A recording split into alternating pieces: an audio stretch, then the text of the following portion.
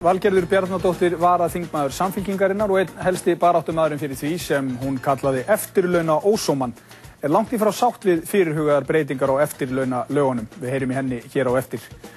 Valgerður Bjarnadóttir varaþingkona Samfylkingar afar ósátt við nýtt samkomulag ríkisstjórnarflokkana breytingar á eftirlaunalögum þing- og embættismanna. Í fyrra lagði hún til róttækari breytingar á þessum umdeildu lögum og telur ótækt að enn sé gert ráð fyrir því að ráðamenn þjóðarinnar sé á hærri eftirlaunum en aðrir. Þóra ræddi við Valgerði í dag. Valgerður Bjarnadóttir, varaþingkona Samfylkingar, hefur verið einn helsti gagnrýnandi eftirlaunalagana sem sett voru árið 2003 og flutti hún meðal annars frumvarp á Alþingi í fyrra sem gerði ráð fyrir að útrýma misræmi milli lífeyrisréttinda almennra launþega annars vegar og þing- og embættismanna hins vegar. En það varð ekki að lögum. Nú hafa ríkisstjórnarflokkarnir gert með sér samkomulag breytingar á lögunum en þau ganga þó ekki nærri eins langt og Valgerður vildi gera.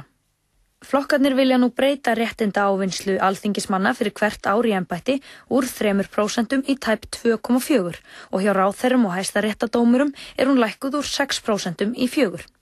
Aðrir almennir ríkisstarfsmenn ávinna sér lífeyri sem nemur á hámarki 1,9% á ári af meðaltekjum sínum, en samkvæmt hugmyndum ríkisstjórnarinnar eru þingmenn því ennþá með fjórðungi hærri eftirlaun en almennir ríkisstarfsmenn og ráðherrar rúmlega helmingi hærri. Já, mér finnst það bara ránt, mér finnst það ekki rétt, en mér finnst þetta svolítið slæm tíðindi fyrir framtíðina. Að sem þetta stjórnmál með framtíðina eiga það að vera 2 sinnum betri kjörum heldur en við hinn. Og það finnst mér ekki gott og mér finnst það ekki búið gott hinn í Ísland, hinn að miklu endurreisn. Anna, gildist tíminn þú gagnrýnt hann? Já, ég átta mig ekki alveg á af hverju þetta á að taka gildi 1. júlí 2009. Frumvarpið nú alls svona að þú vinnur þér inn eitthvað réttinda á einhverjum tíma. Það dætti mér í huga að einhver læðist kannski inn í eitthvað hólfa á þessum tíma, ég veit ekkert um það. En ég hefði látið þetta bara gilda frá deginum í dag. Og ég hefði látið það gilda fyrir framtíðina að stjórnmálamenn framtíðina sé á sömu lífeyriskjörum og aðri landsmenn.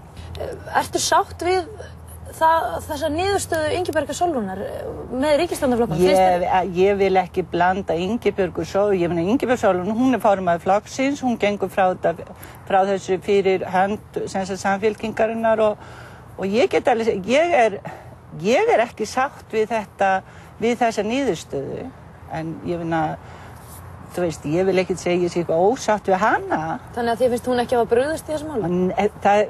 Það er ekki, ég held að sé ekki rétt að tala með eitthvað bregðist. Þau komast að þessari niðurstöðu.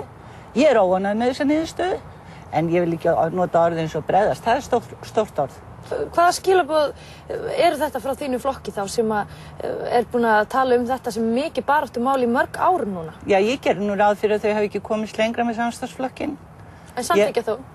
Já, stundum náttúrulega gerir maður það að maður samþykkir eitthvað því maður kemst ekki lengra, maður samþykkir það sem maður heldur að sé þó skömminni skást og það virðist það hafa verið gert í þessu tilfelli.